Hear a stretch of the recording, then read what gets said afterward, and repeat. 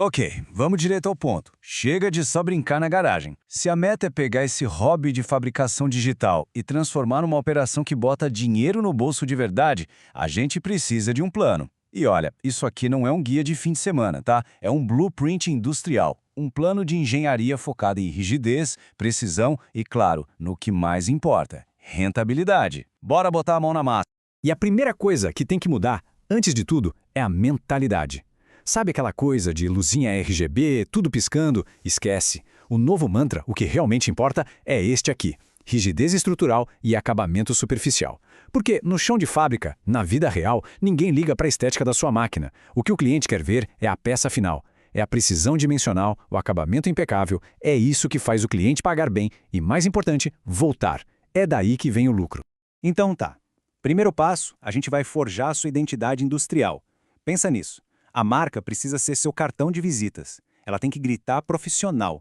A gente precisa deixar para trás aquela cara de hobby, de projeto de garagem e construir uma imagem que só de bater o olho o cliente já sinta a força, a precisão e a seriedade do negócio.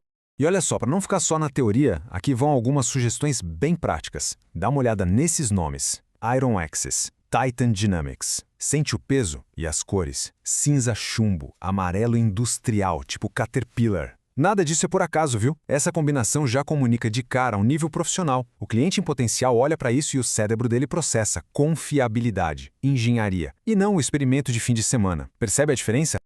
Ok, marca definida. E agora? O primeiro produto. A gente precisa de um MVP, um produto mínimo viável, mas que seja estratégico. A sugestão é essa aqui: uma mesa de colo de madeira nobre. Por quê? Porque a geometria dela é relativamente simples, e isso é ótimo. Permite que a gente foque 100% na precisão do corte, na qualidade do acabamento. É a primeira chance de provar o seu valor e justificar um preço premium. E vamos destrinchar por que essa escolha é uma jogada de mestre.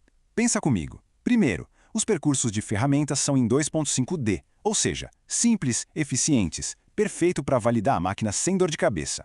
Segundo, o valor percebido é altíssimo. Uma peça de madeira nobre, bem acabada, a margem de lucro é excelente. Terceiro, marketing. O processo de fabricação disso aqui é um espetáculo. É o conteúdo perfeito para postar e atrair cliente. E por último, otimização. O desperdício de material é mínimo, o que significa mais dinheiro no caixa. Tá vendo? Isso não é marcenaria, é engenharia de produção aplicada. Beleza. Agora a gente entra no coração da operação, onde a gente projeta o motor de lucro. Deixemos o marketing um pouco de lado para entrar na engenharia pesada de verdade.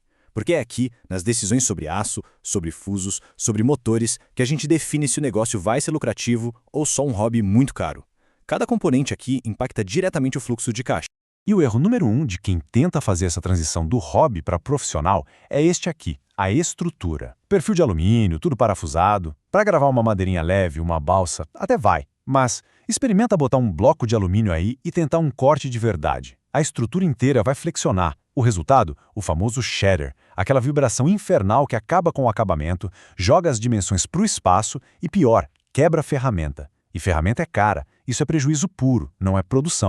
Agora, a solução industrial tá aqui: aço soldado. Bota uma coisa na cabeça: rigidez é lucro. Um pórtico de aço soldado não flexiona, ele absorve vibração. E o que isso significa na prática? A gente pode aumentar o feed rates, a velocidade de avanço, usar passos de corte mais profundos, dá para usinar alumínio sem medo, quem sabe até um aço. O resultado são peças perfeitas, feitas em menos tempo. E cada segundo que a gente economiza na usinagem é lucro direto no bolso.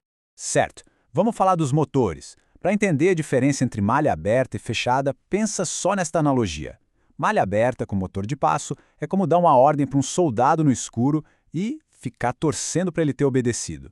Já a malha fechada com servomotores é como dar a ordem e receber a confirmação pelo rádio. Senhor, posição atingida e confirmada. Entende? Para um trabalho de 5 minutos, o primeiro até pode dar certo, mas para uma peça que vai levar 8 horas usinando, a gente precisa da certeza do segundo. Não dá para contar com a sorte. E o segredo está aqui, na malha de controle fechada. Pensa que o encoder é um sensor, como se fosse um GPS de altíssima precisão grudado no eixo do motor. Ele fica informando a posição real do motor para o controlador, milhares de vezes por segundo. Se o motor desviar um mísero micrômetro do comando, o controlador corrige na hora, instantaneamente. Isso elimina de vez a tal perda de passo, que é, sem exagero, o maior pesadelo de quem opera uma CNC. porque uma perda de passo significa que a peça inteira daquele ponto em diante foi para o lixo. E para fechar a parte de engenharia, como a máquina se movimenta. Correias são rápidas, baratas, ótimas para uma máquina laser onde não tem força de corte. Agora, tenta empurrar uma fresa em um bloco de alumínio usando uma correia. Ela vai esticar, não tem jeito. Para a usinagem de precisão de verdade, o padrão industrial é o fuso de esferas. Ele é rígido e praticamente zera o backlash, aquela folguinha mínima quando o eixo muda de direção que simplesmente destrói a precisão. Para usinar metal, para trabalhar com tolerância apertada, não tem nem o que discutir. É fuso de esferas. Muito bem, como a máquina projetada para ser robusta e precisa, a gente chega na parte final, a que realmente paga as contas. Como é que a gente transforma cavacos em fluxo de caixa?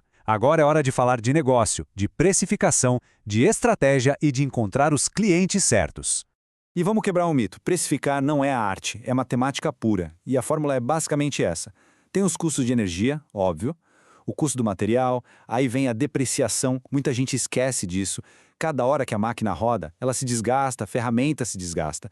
Esse custo tem que estar no preço. E o mais importante, a sua hora de trabalho. Não é só o tempo, é o seu conhecimento para programar o CAM, para fixar peça, isso é conhecimento técnico e vale muito. Quem não bota isso na conta no fim do dia, está literalmente pagando para trabalhar. Beleza? Com uma máquina dessas, para onde a gente aponta? Esquece os chaveirinhos. Pense em nichos de alta margem. Peças customizadas para automação industrial. Moldes de baixo volume para silicone ou resina. Componentes de performance para carros. Itens premium que exigem um acabamento impecável. Todos esses são mercados que não competem por centavos, mas por qualidade e precisão. Exatamente o que a sua máquina foi projetada para entregar. Então é isso, o plano de ação está na mesa, a marca está forjada, a engenharia da máquina está toda pensada para o lucro, a teoria para por aqui. Agora a pergunta final fica no ar. Qual vai ser o seu primeiro corte realmente lucrativo?